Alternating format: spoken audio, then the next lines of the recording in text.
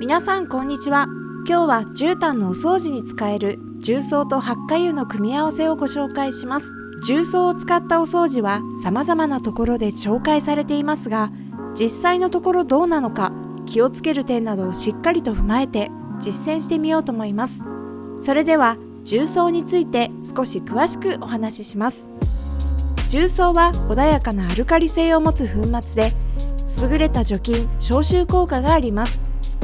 また、油脂や汚れを取り除く力も兼ね備えており、これによりお掃除に非常に適していると言われています。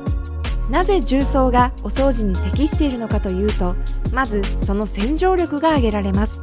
絨毯に染み込んだ汚れや匂いを効果的に取り除いてくれ、さらに重曹は環境にも優しく安全性が高いという点もポイントです。それでは重曹とハッカ油を使った手順を見ていきましょう。換気する。新鮮な空気をお部屋に取り入れることで快適な作業環境が整います。絨毯に掃除機をかける。絨毯に掃除機をかけて表面のゴミやホコリをしっかりと取り除きましょう。ビニール袋に重曹を入れる。ビニール袋に1カップの重曹を入れましょう。ハッカ油を重曹に振りかける。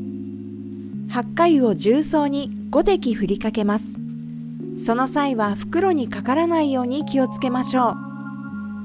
ハッカ油は注ぎ口の小さな空気穴が上に向くように持つと1滴ずつ出ます。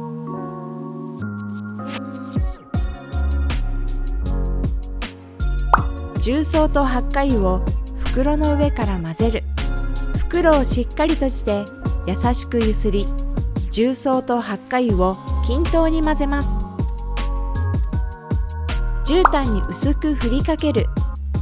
茶こしやふるいを使用して絨毯に薄く振りかけていきます。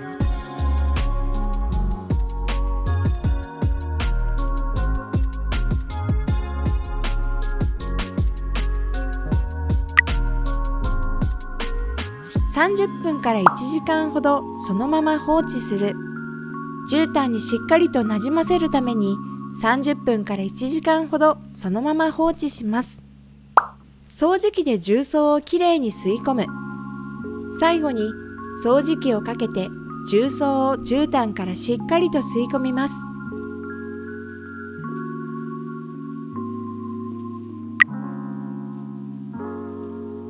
気をつけること。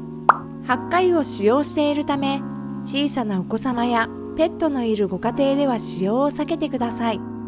また、ハッカ油には刺激があるため、直接手に触れないようにしましょう。掃除機をかける際には丁寧に行い、フィルターが目詰まりしないように気をつけましょう。乾燥。実際に試してみた感想をお伝えします。ハッカ油のフレッシュな香りがお部屋に広がり、とても気持ちよかったです。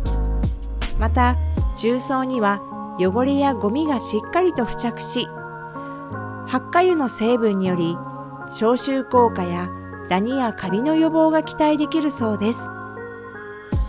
掃除機をかけた後フィルターを見ると、まるで砂のようなたくさんの小さなゴミが取れていました。